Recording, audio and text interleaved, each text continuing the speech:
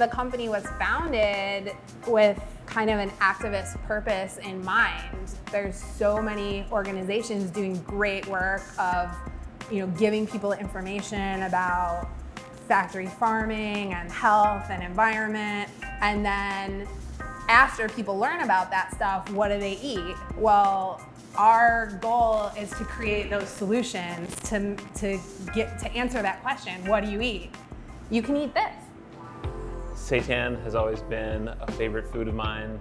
When I started the company, there was just one national brand and no one making it locally. So I started out in a shared kitchen and just figured out how to make it. I had never made seitan before. So we launched here in Chicago at just a handful of restaurants, got into a few Whole Foods stores, a few more from there, and kind of took it region by region throughout the US.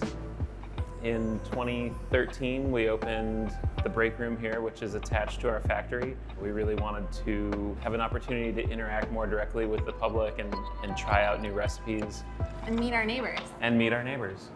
So we do a lot of sandwiches, burgers, fried bacon mac. Barbecue jackfruit.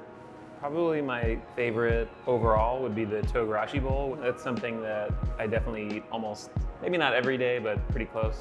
One of our most Chicago items is our Italian sandwich, which is based on the Chicago Italian beef, which is thin sliced seitan with jardiniere on a roll. That's something that's very distinctly Chicago that you can only get when you're in this city. A lot of what we do as manufacturer of meat alternatives is behind the scenes. We don't see customers when they're at the store picking up the product off the shelf. By having the restaurant, it gave us the opportunity, we can come down here anytime, we can interact with customers, see what they like, see what they're eating, see what they're doing, see who they are and what brought them in the door. And we were building this building on a vacant lot that had been empty for 30 years. And we wanted to give our neighbors the opportunity to come in and see what we were doing here. So the restaurant was just part of that, making sure that we had an open door.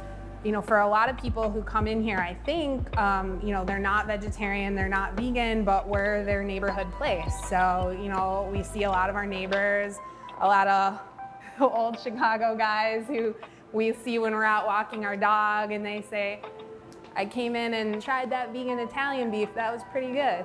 That's exciting, if you can please those guys.